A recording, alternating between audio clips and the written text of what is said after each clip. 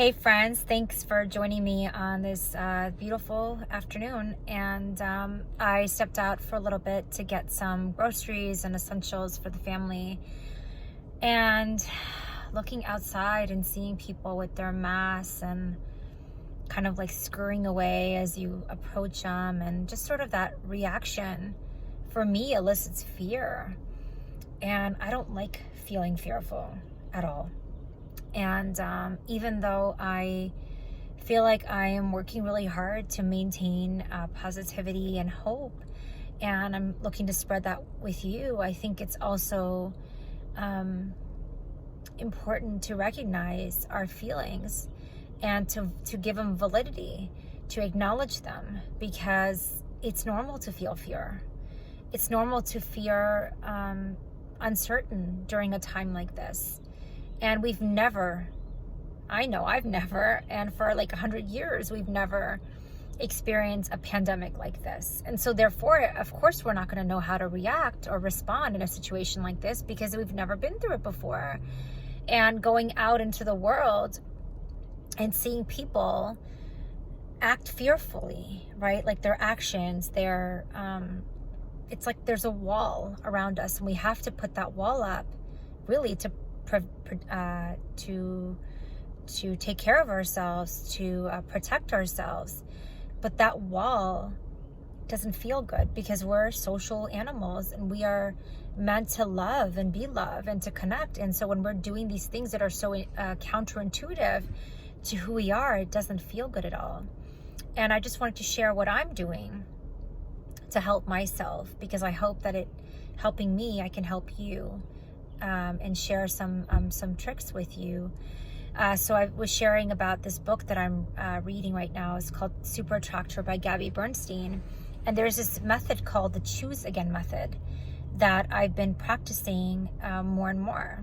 And as I'm awakened more consciously and tapping into my feelings more consciously, I'm able to recognize them and switch them. I'm able to convert them. I'm able to shift them into a greater level of consciousness. And I want to share this technique with you.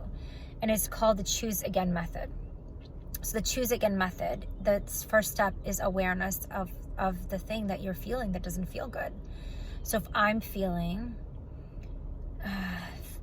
fearful, how are you feeling? Like, just tap into yourself, close your eyes, take a deep breath, and ask yourself, how am I feeling right now? And put a label on it, okay? Just like we did with EFT last week, we're gonna put a label on it, and I'm gonna call it sad. I'm feeling sad right now, and I'm feeling sad about being disconnected. I'm feeling sad, and I think it's normal to feel sad, that it's normal to mourn this change in routine. It's been a month, you guys. It's a long time.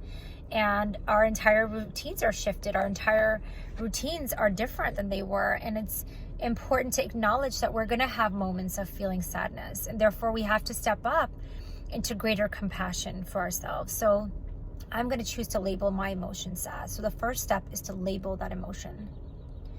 The second step is to ask for the universe or God, whatever you want to call it, to thank them or it for this awareness, and to ask for help to help alleviate that sadness or that negative emotion. So I'm going to say, thank you, universe, for allowing me to be aware of this sadness in my body.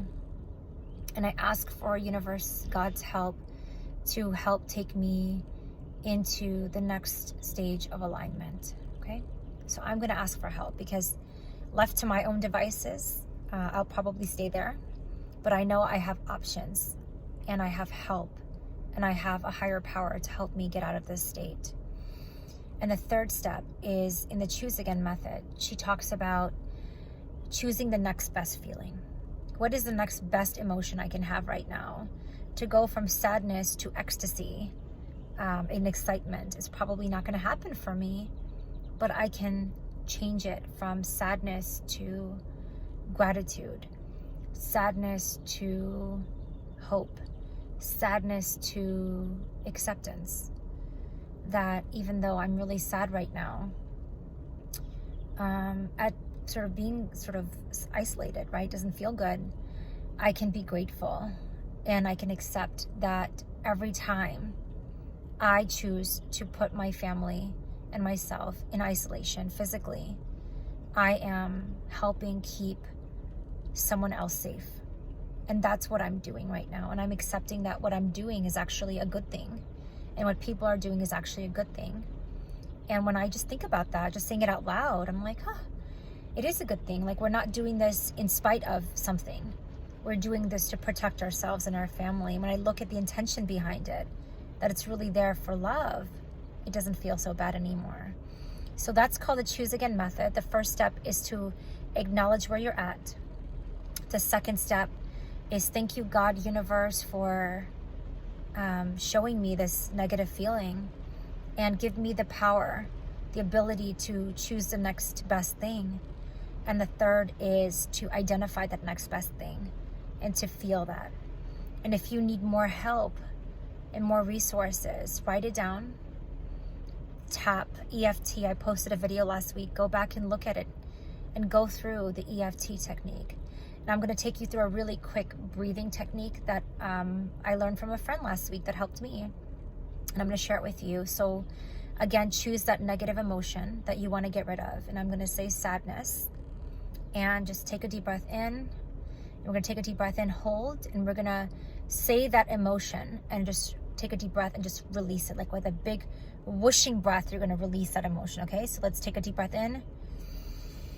Hold. Sadness. Do it again. Deep breath in. Sadness. Do a deep breath in. Sadness. Just like that, I feel lighter already. So I hope that was helpful, and feel free to write in comments what you're feeling, what you're choosing to get rid of, and how what's the next best thing you're going to choose for yourself right now. Thanks for watching. Have a great day.